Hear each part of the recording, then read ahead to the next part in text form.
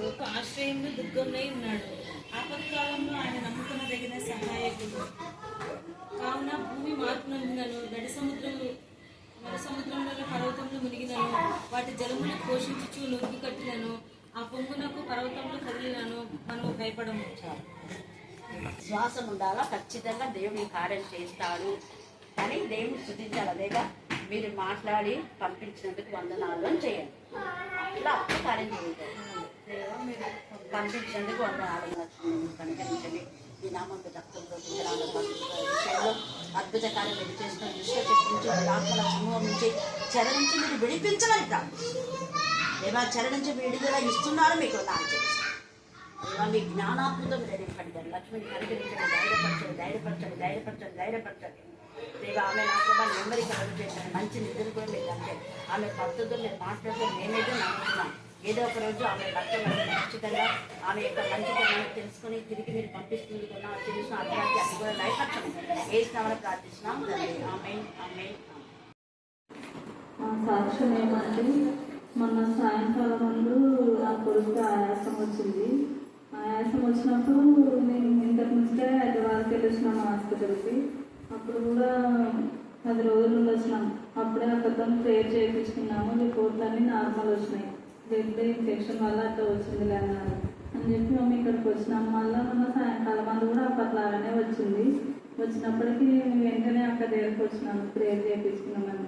మరలా ఇవి 4 వచ్చినాము. మళ్ళీ ఇప్పుడు ఇంత సడన్గా వచ్చింది అని చెప్పి భయపడి ఏం చేయాలో అర్థం కాక వెంటనే ప్రేయర్ చేయించుకున్నాం ఫస్ట్. తర్వాత ఆలోచించుకున్నాము. వెంటనే అక్కడ దగ్గరకు వచ్చినప్పుడు అక్కడ ప్రేయర్ చేసిన వెంటనే దేవుడు స్వస్థపరిచినాడు. మరి దేవునికి మా వందనాలు చెల్లించుకుంటున్నాను. అలాగే నాకు కూడా అనారోగ్యంతో ఉన్నప్పుడు నా కొరకు కూడా ప్రార్థించినాక దేవుడు నాకు కూడా మంచి స్వస్థతను దయచేసినాడు. నా బిడ్డకు దేవుడు చేసిన మేలుని బట్టి దేవునికి వందనాలు. నా కోసం ప్రార్థించిన, నా కొడుకు కోసం ప్రార్థించిన సర్వమ్మక్క గారికి వందనాలు. కరుణా పీఠం మినిస్ట్రీస్ కూడా నా హృదయపూర్వక వందనాలు చెల్లించుకుంటున్నాను. ఆమె 3-4 వచనాలు చదువుకుందాం. ప్రకటన గ్రంథము 6వ అధ్యాయము 3-4 వచనాలు చదువుకుందాం. ఆయన 2వ ముద్రను విప్పినప్పుడు రమ్ము అని 2వ జీవి చెప్పుట వింటిని. అప్పుడు ఎదనిదైన వేరొక గుర్రము బయలు వెళ్ళెను. మనుషులు ఒకరినొకడు చంపుకున్నట్లు భూలోకంలో సమాధానము లేకుండా చేయుటకు ఈ గుర్రము మీద కూర్చున్న వానికి అధికారం ఇయ్యబడేను, మరియు అతనికి ఒక పెద్ద ఖడ్గం ఇయ్యబడేను. దేవుడి లేఖనాన్ని దీవించి ఆశీర్వదించుగాక. మహాపరిశుద్ధులైన మీ పాదాల శ్రేలాభంగా అత్యంత సింహాసనంలో ఆశ్రయించడానికి కృపా సత్య సంపూర్ణాన్ని పాదాలను అయా నా తల్లి ఉదయకాలం అంతా మనం ఎంతగానో కాచి కాబట్టి నేటి నమస్కారాలు కాల సమయం ముందున ప్రభుని యేసుక్రీస్తున్నాము. చిన్న మందగా మరి కరుణాపీఠం సాహసంలో మమ్మల్ని అందరినీ ఏ సమకూర్చిన దేవానికి స్తుతిస్తూతుంది తండ్రి. నాకు ఇచ్చిన ఈ అవకాశాన్ని బట్టి కూడా స్తుతిస్తూతుంది తండ్రి. నాన్న తండ్రి ఇంతవరకు నేను పాల్గొదారం మీ నామాన్ని కనపరిచేది నాకు ఇచ్చినందుకే నీకు స్తోత్రం చెల్లిస్తుంది తండ్రి. మరి నా తల్లి ప్రభావ మరి క్షణంలోనైనా వాక్యం చెప్పినట్టుగా మరి అక్క సర్వమక్క గారు కూడా మీరు జ్ఞాపకం చేసుకోండి. ఆ బిడ్డలు మాకు ఇచ్చిన ఆత్మీయత తల్లిని బట్టి మీరు స్తోత్రం చెల్లించుకుందన్నా తండ్రి. ప్రతిరోజు నా తల్లి ప్రభు మరి సవాసంలో నేను ఎంతో లోతైన మర్మాలు మరి అక్క ధర మాతో మాట్లాడి మాకు నా తల్లి మీ మార్గం నాకు బోధిస్తూ మీ కట్టలు మాకు నేర్పిస్తున్న దేవానికి స్తోత్రం చెల్లించుకుంటున్నా. అయా ఈ సమయము నా తల్లి ఎంతోమందికి నా తల్లి సమయం లేదు, ఎంతోమంది బాధపడుతుంటారు ప్రభా. అయా మరి ఎంతోమందికి నెలవేస్తాను ఈ సమయంలో నా తల్లి ఈ సహవాసంలో ఎంత వ్యక్తిన దొరకడం వాళ్ళు కూడా ఎంతోమంది ఉంటారు ప్రభా. అయ్యా మాకైతే మీరు ఎంతగానో నీ ప్రేమ చేస్తానని అయ్యా మాకు దయచేసిన దేవానికి వందనాలు ప్రభా. అడిగిన వారికి ఇచ్చేదన్నావు తండ్రి, వెదికే వారికి దొరికేదన్నావు తండ్రి. అయా మరి నా తల్లి మీ నామున మేమందరం నా తండ్రి చేయ మరి ఈ రోజులను మీ రీతిగా కోరుకుంటూ ఇచ్చిన కృప దండతం బట్టి ఆశపడుతున్నా. మరి నా తల్లి అమ్మగారు వాటిని చెప్పనేంటుండగా అప్పుడు మీరు మాట్లాడాలి ప్రభా. అయా మా తల్లి మాట్లాడి మాలో ఉన్న అయా నా తల్లి మేము ఇప్పుడు నుండి మరి ఇప్పటి వరకు ఎలా ఉన్నాం, ఇప్పుడు మేము ఎలా ఉండాలి మరి వాక్యం నాకు తెలియజేయండి. అయా నా తల్లి వాక్యంతో నింపండి, నీ వెలుగుతో నింపండి ప్రభా. నా తల్లి ఇంటి చుట్టూ అగ్నిగా చేసి కాపాడి ప్రభా. మరి ఏ బిడ్డ ఏ అవసరం కోరి మరి అనేక మంది నా తల్లి మరి ప్రార్థనలు చేయమని అక్కకు చెప్తుంటారు ప్రభా. మరి అన్నిలైతేనేమి మరి నైనా వధింపబడిన గొర్రెపిల్ల రక్తాన్ని బట్టి వందనాలు స్తుతులు స్తోత్రం చెల్లించుకుంటున్నాం తండ్రి. దేవా నా ప్రభా, రక్త వర్ణం లాంటి మా పాపములను దేవా కెంపులాగా మా తండ్రి దేవా ఉన్నటువంటి మా యొక్క పాపంలోని హిమంలాగా తెల్లగా చేస్తానని మీరు సెలవిచ్చారు తండ్రి. దేవా నీ వాక్యం ద్వారా ఉదక స్నానం చేసి దేవా పాపం నుంచి శాపం నుంచి మమ్మల్ని విడిపించండి తండ్రి. అంత్యకాలంలో అనేకమైన అపాయకరమైనటువంటి దేవా పరిస్థితులు సంభవించడం మీరు సెలవిచ్చారు. మనుషులు స్వార్థపరులై దేవా నా ప్రభా బింకంలాడుచు ఒకరిని ఒకరు ద్వేషించుకుంటూ ఒకరిని ఒకరు చంపుకుంటారని మీరు సెలవిచ్చారు. దేవా ప్రకటన 6వ అధ్యాయం మా తండ్రి మేము ఆ యొక్క ముద్రను విప్పినప్పుడు మా ప్రభ నా తండ్రి 2వ ముద్రను విప్పినప్పుడు జరిగే పరిస్థితుల గురించి ధ్యానం చేసుకోబోతున్నావా? మీ జ్ఞానాత్మత నింపండి. చేరి వచ్చిన ప్రతి బిడ్డను మీ జ్ఞానాత్మత నింపండి తండ్రి. మరి ప్రత్యేక రీతిలో బాంబే నుంచి వచ్చినటువంటి ఆ బిడ్డలు కూడా ఎందు నిమిత్తమై వచ్చారో మా తల్లి సమస్తం ఎరిగిన దేవుడు అనేక మంది బిడ్డలు భయంకరమైన తాగు నుంచి చేతిబడి మానసిక క్షుద్ర శక్తి నుంచి దురాత్మల ప్రేతాత్మల సమూహం నుంచి మానసిక వేద నుంచి మతి చాంచం నుంచి క్షుద్ర శక్తుల నుంచి మీరు విడిపించిన దేవుడు అని నమ్మి వారి బాంబే నుంచి నా ప్రభా వచ్చి ఉండగా వారిని మీరు జ్ఞాపకం చేసుకుని తండ్రి. దేవా నా ప్రభా నా తండ్రి ఆ సహోదరి యొక్క కుమారుడు భయంకరమైన తాగుడు అనేటువంటి నా ప్రభా దురాత్మ నుంచి విడిపించమని ప్రార్థిస్తున్నా. దేవా ఎంతమంది బిడ్డలైతే నా ప్రభా తాగుడుకు అడిక్ట్ అయ్యారో వారందరితో మీరు మాట్లాడండి ప్రభా. మీకే స్తోత్రం, మీకే స్తోత్రం, మీకే స్తోత్రం, మీకే స్తోత్రం, మీకే స్తోత్రం, మీకే స్తోత్రం. అలాగనే నా ప్రభా గర్భిణీ స్త్రీలందరూ కనికరించి సుఖమైన ప్రసవం మీరు ఇస్తున్నారు, మీకు వందనాలు చెల్లిస్తున్నారు. ఇంటర్ డిగ్రీ పీజీ నా ప్రభ నా తండ్రి ఎంతమంది బిడ్డలైతే చేయబోతున్నారు వారికి జ్ఞానాన్ని వివేకాన్ని సమయస్ఫూర్తి మీరు దయచమని ప్రార్థిస్తున్నాం. సరైన సబ్జెక్టు కాలేజీ ఎంపిక చేసుకునే జ్ఞానాన్ని మీరు కలగజమని ప్రార్థిస్తున్నాం. సొంత ఆలోచనతో వెళ్ళి జీవితాన్ని పాడు చేసుకోకుండా జ్ఞానం కలగొచ్చమని ప్రార్థిస్తున్నాం. దానా మీకే వందనాలు స్తుతులు స్తోత్రం చెల్లించుకుంటున్నాం. ఇక చేరిన ప్రతి ఒక్కొక్క బిడ్డ పైన మీరు రక్తంను ప్రోకించమని ప్రార్థిస్తున్నాం. దేవా మీకు వందనాలు చెల్లిస్తూ అనేక మంది బిడ్డలకు మీరు ఇచ్చిన అద్భుతమైన స్వస్థం బట్టి మీకు వందనాలు చెల్లిస్తూ ముఖ్యంగా దేవా దేశంలో మీరు సమాధానాన్ని ఏర్పాటు చేయండి. దుష్ట శక్తుల నుంచి విడిపించమని ప్రార్థిస్తున్నాం. నీ యందు భయభక్తి గల వ్యక్తులను మాత్రమే మాకు ప్రధానమంత్రిగా ముఖ్యమంత్రిగా మేయర్గా ఎమ్మెల్యేగా ఎంపీగా మీరు దయచేయమని ప్రార్థిస్తున్నాం. సంఘానికి మీరు ఇచ్చిన కాపుని బట్టి రాష్ట్రంలో మీ జ్ఞానం వివేకం దయచేసి ముఖ్యంగా సండే స్కూల్ యూత్ మా ప్రభా సరిదిద్దే వారుగా ఉండేలా మీరు మళ్ళీ చెప్పాలా. పోయినసారి 6వ అధ్యాయం మొదటి ముద్రను విప్పేటప్పుడు మొదటి జీవి రమ్ము అని చెప్పేది విన్నాం. మొదటి జీవి ఏ జీవి? 4వ అధ్యాయం చదవండి. ప్రకటన 4వ అధ్యాయంలో మొదటి జీవి సింహము వంటిది అని మనం చూస్తున్నాం. సింహము రాచరికానికి గుర్తు. అలాగనే ఈ యొక్క గుర్రం పైన తెల్లటి గుర్రం అని మనం చూసాం. తెల్లటి గుర్రము పరిశుద్ధతకు గుర్తు. అంటే అనేక దుష్ట శక్తుల నుంచి అనేక మందిని విడిపించడానికి ఒక దూత ఆ గుర్రం పైన బయలువెళ్తున్నాడు అని మనం చూస్తున్నాం. ఆ గుర్రం పైన ఉన్నటువంటి వ్యక్తి యేసు ప్రభుల వారిని కొందరు అంటారు, కానీ అక్కడ యేసయ్యనే ముద్దలు విప్పుతున్నాడు. కాబట్టి అక్కడ 4 జీవులలో మొదటి జీవి సింహములాగా ఉన్న జీవి రమ్ము అని చెప్పినప్పుడు దూత వచ్చింది అక్కడ. ఇది ఎప్పుడు మనం మర్చిపోకూడదు. ఒక దూత వచ్చింది. ఆ దూత తెల్లటి గుర్రం పైన కూర్చుంది. తెల్లటి గుర్రము తెల్లటిది విజయానికి కూడా గుర్తుగా మనం చూస్తున్నాం కదా. కాబట్టి జయించడానికి వెళ్ళను అని మనం పోయినసారి మనం చూసుకున్నాం. దేనిలో జయ జీవితం అంటే పాపం పైన శాపం పైన దుష్ట శక్తుల పైన దురాత్మల ప్రేతాత్మల సమూహం పైన మనకు దేవుడు విజయాన్ని ఇస్తాడు అని మనం చూసుకున్నాం. అలాగనే ఎంతమంది దేవునికి విరోధంగా ఉన్నారో వారినందరినీ ప్రభు వైపు మరల్చడానికి ఆ దూతకు దేవుని శక్తిని ఇచ్చినట్టుగా కూడా మనం చూస్తున్నాం. ఇక్కడ ఇంకొక దూత ఉంది. ఈ దూత 2వ దూత అన్నమాట. రమ్ము అని చెప్తుంది. 2వ జీవి ఎవరు అక్కడ? దూడ వంటిది కదా 2వ జీవి. ఆ 4 జీవులలో మీరు ఎప్పుడు గుర్తుపెట్టుకోవాలా. మొదటి జీవి ఎలాగ ఉంది, ఏ రూపంలో ఉంది అంటే చెప్పాలి. 2వ జీవి యొక్క ముఖం ఏ ముఖం? అది దూడ వంటి ముఖం. దూడను ఎక్కువగా గొర్రెగా కదా వధించడానికి వాడతారు. మన లేఖన భాగంలో వధించడానికి పాత నిబంధనలు అన్నిట్లో కూడా పాప పరిహార్థమైనటువంటి బలి, తర్వాత అపరాధ పరిహార్థ బలి, దహన బలి, నైవేద్య బలి, సమాధాన బలి, వీటన్నిటికీ ఆ యొక్క పశువులను వాడేటటువంటి వాళ్ళు. పశువుల యొక్క రక్తము మనిషి పాపమును పరిహరించేదిగా పాత నిబంధన వరకు మనం చూసుకున్నాం. అయితే ఈ యొక్క దూడల రక్తము, పశువుల యొక్క రక్తము దేవునికి మొరపెట్టిందంట, మేమేం పాపం చేసినాము, తప్పు చేసింది మానవుడు చేసిన తప్పుకు మేము వధించబడుతున్నాము అని అవి బాధపడటం చూసి యేసయ్య తండ్రి అనే దేవుడు తన ప్రియ కుమారుని వద గొర్రెగా పంపించాడు. అది అక్కడ అంటే పాపము రక్తంలాగా ఉన్న ఆ పాపమును పరిహరించడానికి ఎర్రటి యేసయ్య రక్తం అవసరమైంది. అక్కడ రక్తంతోనే శుద్ధి చేయాలి. అందుకని యెషయాలో మనం చూస్తే 1వ అధ్యాయంలో 18, 19 వచనాలు ఎరుపు మనకు చూస్తే ఎరుపు కూడా రక్షణకు గుర్తే, సేమ్ వే ఎరుపు పాపానికి కూడా గుర్తే. మీ పాపములు రక్తం వల్ల ఎర్రవైనను, చూడండి, మీ పాపములు రక్తం లాగా ఎర్రనివైనను అది హిమము వల్లే తెల్లబడి, హిమం లాగే తెల్లగా చేస్తాడు. ఇక్కడ ఎర్రటి పాపాలలాగా ఉన్న అనేక మందిని వాక్యం ద్వారా ప్రభు వైపు మరల్చడానికి జయించడానికి వెళ్తున్నాడు. అపవాది యొక్క క్రియలు లయపరుస్తూ దేవుని పిల్లలు అనేక మంది దేవుని వైపు తిప్పడానికి మొదటి దూత ప్రయత్నిస్తూ ఉన్నాడు. తర్వాత ఇక్కడ మనం చూస్తే పాపంలో ఎర్రటి గుర్రం పైన ఈ వ్యక్తి వెళ్తున్నాడు కాబట్టి ఈ దూత. అయితే ఇక్కడ ఎరుపు అన్న దానికి మనం సూచనగా నీ పాపములు ఆ రక్తము వలె ఎర్రనివైనా, కెంపు వలె ఎర్రనివైనా దేవుడు ఏం చేస్తాడ, హిమములాగా గొర్రెబొచ్చులాగా చేస్తాడు. గొర్రెబొచ్చు తెల్లటి గొర్రెబొచ్చులాగా, మంచులాగా, హిమం అంటే మంచు కదా, తెల్లగా చేస్తాడు అనేది అక్కడ అర్థాన్ని మనం చూస్తున్నాం.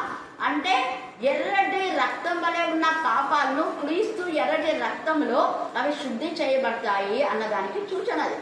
అందుకని అక్కడ ఆ మాట మాట్లాడుతూ ఉన్నాడు. తర్వాత రాహబు కూడా ఈ ఎరుపు అన్నది రక్తవర్ణ వస్త్రము కానీ లేకపోతే రక్తపు ఎర్ర తొగలు దారము రక్షణకు కూడా గుర్తే. యేసయ్య ఎర్రటి రక్తము ఎలాగ రక్షణకు గుర్తో అక్కడ రాహబు తన ఇంటికి ఎలాంటి ఆ యొక్క దారం కడుతుంది ఆమె అంటే మనకు తెలుసు కదా. యెహోషువ 2వ అధ్యాయం 3 మీరు చదివితే 2-3 అధ్యాయంలో తేటగా తన ఇంటికి ఎర్ర తొగరు దారం కట్టమని వాళ్ళు చెప్పిపోతారు, వాళ్ళు ఇస్తారు, అదేమైనా కట్టుకుంటుంది, అది గుర్తు అని. అదే అప్పుడు జరిగిన ఆ విషయాన్ని బట్టి ఇప్పుడు కూడా మన వాళ్ళు చాలా మంది ఎర్రటి దారము తాయెత్తులు కట్టుకుంటారు. అంటే అప్పుడు మునులు ఋషులు బాగా వాక్యం చదివి దాన్ని కొంచెం కలిపి చేస్తున్నారు. ఇప్పుడు వీళ్ళు చేసేదంతా ధర్మశాస్త్రమే. కాకపోతే ఎందుకంటే ఫస్ట్ నుంచి లిపి అనేది లేదు, మొదటి నుంచి లిపి అన్నది వాక్యమే. మొదటి నుంచి అక్షరం వచ్చింది భూలోకంలోకి అంటే ప్రపంచమంతా అక్షరం బయట వెళ్ళింది అంటే 10 ఆజ్ఞలే. మొట్టమొదట లిపి 10 ఆజ్ఞలే. 10 ఆజ్ఞల కంటే ముందు అక్షరం అనేది లేదు అస్సలు. అయితే ఆ లేఖన భాగాలను అక్కడక్కడ చదివి ఈ మునులు ఋషులు శాస్త్రులు వీళ్ళందరూ కూడా దాన్ని కొంచెం జోడించి చేస్తున్నారు. అవే తాయెత్తుల్లాగా వాళ్ళు ఇస్తుంటారు, ఎర్ర దారానికి కడుతూ ఉంటారు కదా, మనం చూస్తాం. చాలా మంది ఎర్రటి దారాన్ని రక్షణకు గుర్తుగా ఇక్కడ చూస్తున్నాం. అయితే ఈ ఎర్రటి గుర్రం పైన ఎక్కినటువంటి ఈ యొక్క దూత ఏం చేస్తున్నాడో చూడ, మనుషులు ఒకరిని ఒకడు చంపుకున్నట్లు భూలోకంలో సమాధానం లేకుండా చేయుటకు ఈ గుర్రం మీద కూర్చున్న వానికి ఏముందంట, అధికారం ఇవ్వబడింది. దేవుడు అధికారం ఇస్తున్నాడు. ఇక్కడ ఈయన కూడా అధికారం ఇచ్చాడు, జయించడానికి ఇక్కడ అధికారం ఇస్తున్నాడు. ఈ అధికారం ఏ అధికారం అంటే అక్కడ మనం చూస్తే ఒకరిని ఒకడు చంపుకునే. ఎట్లా చంపుకుంటారు వాళ్ళు ఒకరికొకరు అంటే వాళ్ళ పాపమే. వాళ్ళ పాపము పరిపక్వమై పాపం వల్ల వచ్చు జీతం ఏంటి, మరణమే. ఇంకా ఇన్నర్ మీనింగ్ మనం చెప్పాలంటే ఇప్పుడు రక్తం అన్నది ప్రాణానికి గుర్తు కదా, అందరికి తెలుసు రక్తం అంటే ప్రాణానికి గుర్తు. మరి రక్తము చనిపోయిన తర్వాత మనిషిలో రక్తం ఉంటుందా, ఉండదు. చూసారా, ఒకరినొకరు చంపుకుంటే ఏమైపోతుంది, ఒకరినొకరు చంపుకుంటే ఏమవుతుంది, రక్తం ప్రవహిస్తుంది, అవునా కదా. రక్తం ప్రవహిస్తే రక్తం అంతా పోతే మనిషి ఏమైపోతారు, చచ్చిపోతారు. చూడండి, యేసయ్య జీవమై ఉన్నాడు. జీవమై ఉన్న యేసయ్య, ఆ జీవాన్ని ఇచ్చినటువంటి యేసయ్య ప్రతి ఒక్కరిలో ప్రవహించే రక్తము అందరిలో ఎర్రగానే ఉంటుంది. కానీ తెల్లటి రక్తం ఎవరికైనా ఉంటుందా, ఎవరికి ఉండదు. అందరి రక్తం ఎర్రగానే ఉంటుంది. ఈవెన్ జంతువులలో కూడా ఏవో కొన్నింటిలో పురుగులు అట్లాంటి వాటికి వేరే ఏమైనా ఉంటుంది. కానీ అయితే మానవునిలో చాలా జంతువుల్లో కూడా రక్తమే ఉంటుంది. చచ్చిపోయిన తర్వాత దాంట్లో రక్తం ఉండదు. రక్తం ప్రాణం, రక్తం ప్రాణం. కాబట్టి ప్రాణాన్ని మీరు ప్రాణమైన రక్తాన్ని తినకూడదు అని కూడా వాక్యంలో రాయబడింది. చాలా మంది రక్తం గడ్డలు తింటుంటే నేను తిన్నాను, క్రైస్తవులు అనేవాళ్ళు తినకూడదు అని చెప్పారు. అది బాగుంటుంది అక్క, అది లివర్ లాగా ఉంటుంది అంటే తక్కువ, తినకూడదు. దాన్ని భూమిలోకి పోయాలని వాక్యంలో ఉంది అని చెప్పాను. ఎందుకు అంటే వాక్యంలో యేసే చెప్పాడు, క్రొవ్వులు ఎక్కువ క్రొవ్వు తినకూడదు, అది దేవునికి ఇంపైన సువాసన యాగము, తర్వాత రక్తం తినకూడదు అని తేటగా రాయబడింది వాక్యంలో. కాబట్టి సమయం ముందు మనం జ్ఞాపకం చేసుకోవాలి, ఈ ఎర్రటి గుర్రం పైన వెళ్తున్నటువంటి అధికారము ఎందుకు ఇస్తున్నాడు అంటే ఒకరిని ఒకరు చంపుకోవడానికి, అంటే వారి పాపముల విషయమే వాళ్ళే చంపుకుంటున్నారు. ఇంతగా వాక్యం చెప్పడానికి పంపించి దేవుడి వాక్యం విని అనేక మంది దూతల ద్వారా, అనేక మంది సేవకుల ద్వారా, అనేక మంది మరి ప్రవక్తల ద్వారా దేవుడు పంపి పంపి పంపి దేవుడు మానసికంగా ఏమైపోయారంటే విసిగిపోయారు. మీకోసం విసిగాను అంటారు. విసిగానని చెప్పాడు కాబట్టి ఇప్పుడు ఏం చేస్తున్నారు, వాళ్ళే చంపేసుకున్నారు. ఇప్పుడు భారతదేశంలో మన దేశంలో కూడా అన్ని ఇది మామూలుగా రేపంతా కౌంటింగ్ ఉంటుంది కదా, ఎలక్షన్స్ కౌంటింగ్ ఉంటాయి. ఇంకా కౌంటింగ్ ఇంకా కాలేదు, మొదలు కూడా కాలేదు, కానీ అప్పుడే బెట్టింగ్లు వేసుకొని అప్పుడే ఒకరినొకరు చంపుకుంటున్నారు, కొట్టుకుంటున్నారు. చూడండి, ఇంకా కౌంటింగే మొదలు పెట్టక ముందే ఎలక్షన్స్ అన్నప్పుడే ఎంతమంది చంపుకున్నారు, ఎంతమంది రక్త చిక్తం అయిపోయినారు. అయితే అలాగనే ఈ రక్తం అన్నది ఇంకా చాలా చాలా పాపానికి గుర్తు రక్తం అని కూడా మనం చెప్పారు. పాపం వలన వచ్చు జీతం మరణం అని చెప్పారు. ఈ పాపం వలన వచ్చు జీతం మరణం అనేది అర్థం ఏంటంటే, ఇప్పుడు కొంతమంది ఇద్దరు వ్యక్తులు వేరే దుర్వ్యాపారాల్లో చాలా మంది కలిసి వ్యాపారాలు చేస్తుంటారు. అలాంటప్పుడు ఒకరికొకరు పొస్తున్నప్పుడు ఒకరికొకరు ఏం చేస్తారు, చంపేసుకుంటారు. నీకు లాభం వచ్చింది, నాకు లాభం వచ్చింది అని ఇద్దరు కలిసి చేసే పనులు చంపేసుకుంటారు. అలాగా కాకుండా ఇంకా కొంతమంది లవ్ అఫేర్స్లో ఉంటారు. వాళ్ళు కూడా ఏం చేస్తారు, వాళ్ళ అమ్మనో వాళ్ళ నాయనో ఈ పిల్లలు నేను ఇవ్వను, వీడిని మీకు చెయ్యము అనేసరికి వాళ్ళు కూడా ఏం చేస్తున్నారు, ఒకరికొకరు చంపేసుకుంటున్నారు, ఒకరిని ఒకరు చంపుకుంటున్నారు. ప్రేమ వ్యవహారాలు అవి విచ్ఛిన్నమైపోతే ఒకరిని ఒకరు చంపుకుంటారు. బాగా గుర్తుపెట్టుకోండి, రాసుకొని మీరు వెళ్ళిన తర్వాత. ప్రేమ విఫలమైందంటే ఒకరిని ఒకరు చంపుకుంటున్నారు. వాళ్ళు ఒకరినే కాకుండా ఫలాని వాడు, ఫలాని పిల్ల, ఫలానా అబ్బాయిని వాళ్ళ క్యాస్ట్ సంబంధం లేకుండా ప్రేమించాడంటే వాళ్ళు పోయి వాళ్ళని చంపేస్తున్నారు, లేకపోతే ఆ పిల్లని చంపేస్తున్నారు. ఒకటి. రెండవది, చాలా మంది దేవునికి విరోధమైన విధానంలో కన్యకలుగా ఉండి వివాహంకు ముందే దేవునికి విరోధమైన నీచమైన పాపపు కార్యాలు చేసి ఏం చేస్తున్నారు, వాళ్ళ యొక్క పొట్ట బయటపడుతుందని, పాపం బయటపడుతుందని హత్య చేస్తుంటారు, అబార్షన్ చేసుకుంటున్నారు, చంపుకుంటున్నారు. వాళ్ళకు పుట్టబోయే పిల్లలను వాళ్ళే చంపుకుంటారు. తల్లి తన పిల్లలను తింటుందంటే ఇదే మరి గడ్డు కాలం అంటే. ఇప్పుడు ఇంకా ఎక్కువైపోతున్నాయి. వాళ్ళే పిల్లల్ని చంపుకుంటున్నారు. కొన్నిసార్లు డాక్టర్లు చెప్తారు ఇది ప్రమాదము, ఈ పుట్టబోయే శిశువుకి ఇలాగా అలాగా అనే ఒకవేళ అంటే అది డాక్టర్స్ తీసివేస్తే అది వేరే కథ. కానీ దేవుడికి విరోధమైన పాపం చేయడం, ఆ పసి పిల్లలను చంపడం ఎవరిచ్చాన్ని హక్కు? గర్భఫలం యెహోవాయిచ్చు బహుమానం. కొవ్వెక్కి పాపం చేసేది, పాపంలో వచ్చు జీతము మరణం. అందుకే ఒక్కరికి ఒకడు అంటున్నాడు ఇక్కడ, ఒక్కరికి ఒకడు. ఆస్తి కోసమే తల్లిని చంపిన కొడుకులు ఉన్నారు, ఆస్తి కోసమే అత్తను చంపిన కోడళ్ళు ఉన్నారు. కుమారుని అక్రమ సంబంధాల గురించి అడిగితే కోడలను చంపిన వాళ్ళు అత్తలు ఉన్నారు. ఇంకా ఇలాగే ఎన్నో అన్నదమ్ములు ఆస్తుల కోసం చంపుకునే అన్నదమ్ములు ఉన్నారు. వాడు చేస్తే ఆస్తి అంతా నాకు వస్తుంది. ఇద్దరు అన్నదమ్ములు ఉంటారు, తమ్ముడు ఏదో ఒకటి చేసి చంపేస్తే ఆస్తి వస్తుంది, తమ్ముడు అన్నం చంపేస్తే అన్న ఆస్తి తమ్ముడికి వస్తుంది, అక్కను చంపేస్తే అక్క ఆస్తి నాకు వస్తుంది. చెడ్డ ఆలోచన. ఒక్కరిని ఒకరు చంపేసుకుంటున్నారు. ఇప్పుడు జరుగుతుంది కాబట్టి వరుస క్రమంలో బైబిల్ స్టడీలో వచ్చిందంటే ప్రస్తుతము జరుగుతున్న విషయాన్నే దేవుడు మనతో మాట్లాడుతున్నారు. అలాగా కాకుండా కూడా ఎంతో మంది దేవుడికి విరోధమైన విధానంలో క్రైస్తవులను చంపారు, పరిశుద్ధుల రక్తం.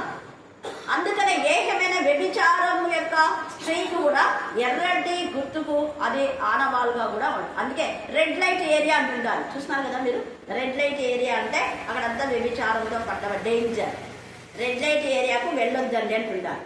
రెడ్ లైట్ ఎందుకు? డేంజర్కు గుర్తు. డేంజర్ని సూచించేది ఎరుపు లైట్ మనకు తెలియచేస్తూ ఉండాలి. డేంజర్కు గుర్తుగా ఆ ఎరుపు లైట్ ఎప్పుడు ఇలా మామూలుగా మీరు అంబులెన్స్ పోతుంటే రెడ్ లైట్ వేస్తారు, వైట్ లైట్ కాదు. అది డేంజర్. వీళ్ళంతా జరగండి ఎవరు అంటారు అవద్దని, డేంజర్. అలాగే మనం చూస్తే ప్రకటన గ్రంథంలో 17వ అధ్యాయంలో కూడా 1-2 వచనాలు చదవండి, 3-4 వచనాలు. ప్రకటన అప్పుడు అరణ్యమునకు కొనుక్కోగా దేవదూషణ నామములతో నిండుకొని చూడండి, దేవదూషణ నామములతో. చూడండి, దేవదూషణ అంటే దేవుని ఆత్మతో నింపబడి పరిశుద్ధ ఆత్మ ద్వారా వాక్యం ప్రకటించిన వాళ్ళని దూషిస్తారు వీళ్ళు. ఇది మన సంఘంలో కూడా జరుగుతున్నదే ఇక్కడ దేవుడు చెప్తున్నాడు. దేవదూషణ నామములతో నిండుకొనిన 7 తలలు అంటే 7 విధాలైనటువంటి చెడ్డ ఆలోచన, చెడ్డ క్రియలు. 7 తలలు 10 కొమ్ములను గల ఎర్రని మృగం మీద కూర్చుని ఒక స్త్రీని చూచి తిని, ఆ స్త్రీ ధూమ్ర రక్త వర్ణ వస్త్రములు ధరించిందంట. ధూమ్ర రక్త వర్ణ వస్త్రం. ఆ మామూలుగా హిందువుల యొక్క దేవతలు కూడా ఇలాగే ఎక్కువ వేస్తారు. వాళ్ళంతా బంగారం అవి ఇవి ముత్యాలు నగలు ఏమేమో పెట్టేసింటారు. ఆ కిరీటం కూడా నగలతో పెట్టేసింటారు. ఆ కిరీటంలో ఎన్ని కోట్లు చేస్తుంటుందో డైమండ్స్ ఇవన్నీ. అందుకే ఇక్కడ అంటున్నారు చూడండి, పెదవులకు లిప్టిక్ వేసుకొని ఎర్రటి ధూమ్ర రక్త వర్ణ వస్త్రములు ధరించిందంట. పాపానికి గుర్తు. అది దాని చేతిలో ఒక పాత్ర ఉంది. ఆ పాత్ర పరిశుద్ధుల యొక్క రక్తం అంట. చూడండి, పరిశుద్ధుల రక్తం చిందించారు. ఎంతమంది మణిపూర్లో దైవ బిడ్డల యొక్క రక్తాన్ని చిందించారు, రక్తం ఓడ్చారు. భూమి ఆ పరిశుద్ధుల యొక్క రక్తంతో నిండిపోయింది. మొరపెడుతుంది దేవునికి. కొంతకాలమే దేవుడు సమయం ఇస్తాడు. ఇక్కడ ఈ గురం పైన ఈ వ్యక్తి కూడా కొంతకాలమే అని ఎప్పుడు కాదు. ఎవరికి అది జరుగుతుంది అంటే దేవుని నామమును ఎవరికైతే ఉండదో ధరించని వాళ్ళు, దేవుని నామంలో లేనటువంటి వాళ్లకు శిక్ష వస్తుంది. ఇక్కడ కూడా ఎవరైతే దేవునికి విరోధంగా ఉన్నా వాళ్ళందరూ జయించడానికి ఈ తెల్లటి గుర్రం, తెల్లటి అనే వస్త్రాలు వేసుకున్నంత మాత్రాన పరిశుద్ధుని కాదు. ఎందుకు అంటే తెల్లటి వస్త్రాలు వేసుకొని హృదయం అంతా నలుపుతో ఉంటే ఏం ప్రయోజనం. అందుకనే యేసు ప్రభుల వారు తెల్లటి వెలుగు వెలుగు వెలుగు అని చెప్తున్నందుకు అపవాది ఏం చేస్తుంది తెలుసా, ఎంత ఇదిగా తెల్లటి వస్త్రాలు వేసుకొని వస్తారంట. దయ్యాలు చాలా మంది అంటారు కదా, దయ్యం కనపడింది ఎట్లుంది అంటే తెల్లటి గుడ్డలు వేసుకుంది, నల్లగా వెంట్రుకలు వేసుకుంది. అవును, నేను చూసిన చేతులు అక్కడున్నాయి ఇట్లున్నాయి అంటుంటారు. అవన్నీ అబద్ధాలు. దయ్యాలు అందంగా కూడా ఉంటాయి. తెల్లటి వస్త్రాలు అది వెలుగు చూతా అని వేసే చెప్పాడు వాక్యం. వెలుగు చూతలాగా వస్తుంది. వాళ్ళు క్యాసెట్లు వేసుకున్నారు పెద్ద భక్తుల్లాగా, మేము దేవుడి యొక్క జనులము అని ఆరికాలి మొదలు ఇక్కడ నుంచి పైనుంచి వాళ్ళు క్యాసెక్క వేసుకుంటారని మన మత్తయి సువార్తలో తేటగా మార్కు 14లో కూడా ఉంది. మార్కు ఆ 12వ అధ్యాయం 14వ వచనంలో కూడా వాళ్ళు నిలువు టంగిలు ధరించుకొని మీ దగ్గరికి వస్తారు, జాగ్రత్త, వాళ్ళు పూర్వమైన తోడే, వాళ్ళ హృదయం వాళ్ళదే సరిగా లేదు. అట్లాంటి వాళ్ళని పిలిచి మీరు ప్రార్థన చేయించుకుంటే మీరు అంతా మోసపోతారు. వాక్యంలో వాళ్ళు విధవరాళ్ళ ఇళ్ళని అంటే ఎవరు భర్త లేకుండా ఒంటరిగా ఉంటారు, అలాంటి ఇళ్లలో పోయి దిగమిగుతారంట. అంటే వాళ్ళకి ఏదో జ్వరం వచ్చిందనుకో, నేను బాగా ప్రార్థన చేస్తానే అది ఇది అని చెప్పేది. ఉపవాస ప్రార్థనలు పెట్టు, ఇన్ని బియ్యం తీసుకురా, అన్ని బియ్యం తీసుకురా, 3 రోజులు ఉపవాస ప్రార్థన పెట్టు, ఇంకా ఇట్లా దేవునికి కానికిస్తే నీకు అంతా అది పోతుంది ఇది పోతుంది. అమాయకులు నమ్మేస్తారు. అందుకే వాక్యంలో మనం ఏం మాట్లాడుతున్నామో వాక్యం వేసే ముందే చెప్పాడు. అట్లాంటి వాళ్ళ ఫలితాలను బట్టి నిన్న 7వ అధ్యాయంలో కూడా మత్తయి సువార్తలో ఎవరు వాళ్ళు అంటే వాళ్ళ యొక్క ఫలమును బట్టి మీరు తెలుసుకోండి.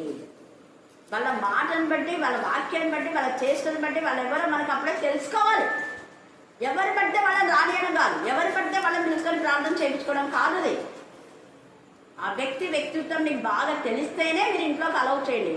ఎవరైనా ఒంటరిగా ఉన్న స్త్రీలు కానీ లేదా 2-3 ఉన్న ఆడవాళ్ళు ఎవరైనా ఉన్నారంటే దైవజనుడు అయినా కూడా పర్వాలేదు. ఆ దైవజనుడు నీకు తెలిస్తేనే, అతని క్యారెక్టర్ తెలిస్తేనే లోపలికి రానివాడు. లేకపోతే వాళ్ళతో శుభమని కూడా చెప్పొద్దనేది వాక్యంలో. ఎవరి పడితే దైవజనుడు కదా అని రానియద్దండి. వాళ్ళు ఆడవాళ్ళను కానీ మగవాళ్ళను కానీ. మళ్ళీ చెప్తున్నా, కొంతమంది ఆడవాళ్ళు కూడా దైవజనుల వేషం వేసుకొని వచ్చి అదే ఆ ప్రార్థన చేసేటప్పుడు కళ్ళు మూసుకుంటారు కదా. కళ్ళు మూసుకున్నప్పుడు మత్తు చల్లి ఇల్లు అన్నీ కూడా ఎత్తుకొని పోయిన వాళ్ళు కూడా ఉన్నారు. వెంటనే కళ్ళు మూసుకుంటారు. ప్రార్థన అంటేనే అందరు కళ్ళు మూసుకుంటారు. కళ్ళు మూసుకున్నప్పుడు వాళ్ళు ఏదో ఒకటి ఖర్చులో ఏమి పెట్టుకుంటారు కదా, ఉనికి అందులో కూడా పడిపోతారు. అలా పడిపోతే ఇళ్ళవన్నీ దోచుకొని వెళ్ళిపోయారు. తెలిసి అనమాట, వాళ్ళు తెలిసిన వాళ్ళే ఉంటారు. వాళ్ళు ఎక్కడెక్కడ పెట్టేదంతా దోచుకొని పెట్టారు. కాబట్టి ఎవరు పెడితే వాళ్ళని రానియద్దు. వాళ్ళు బాగా మీకు తెలిస్తేనే ప్రార్థన చేయించుకోండి. ఎందుకంటే మొన్న రీసెంట్గా లుధియా విషయం జరిగింది. అదే ఏదో ప్రార్థన చేయించుకుందామని ఎక్కడి నుంచి వచ్చినారు వాళ్ళని పిలిచినారు. ఆ పాపకు అంతా పోయి మంచిగా ఉన్న పిల్ల మళ్ళీ రివర్స్ అయింది. దుష్టశక్తులు మళ్ళీ ప్రవేశించి చాలా కలవరం వచ్చింది. ఇప్పుడు బాగుంది దేవుడి అయితే. అప్పుడే నేను విన్నా, అన్న ఏదో మీ సంథింగ్ దేవునికి విరోధమైంది ఏదో జరిగింది, ఏం చేస్తున్నారు అంటే అప్పుడు చెప్తున్నారు వాళ్ళు ఎవరిని బట్టి. ఎందుకంటే స్కెవాయ అనే యాజకుని యొక్క కుమారులు 7 మంది ఉన్నారు కదా, వాళ్ళు కూడా దయ్యం వెళ్ళగొట్టాలని అన్నారు. అనుకుంటే ఏమైపోయింది, దయ్యం వాళ్ళనే పట్టింది. చూసినారా, వాళ్ళు ఏమంటున్నారు, అపోస్తలుడైన పౌలు దయ్యాన్ని వెళ్ళగొడుతున్నారు, అందుకనే నా నామమున దయ్యంలో వెళ్ళగొట్టామంటే మీరెవరో నాకు తెలియదు అన్నాడు. అంటే ఏసే నామమునే ధరించడు, ఏసే నామం శక్తి వాళ్ళకి తెలీదు. ఈ స్కెవయ అనే యాజకుని యొక్క కుమారులకు ఏసే నామం యొక్క పవర్ శక్తి ఏం తెలీదు. పౌలు ఏసు నామమున ప్రకటిస్తూనే దయాలు వస్తున్నాయి. ఇదేందో బాగుంది.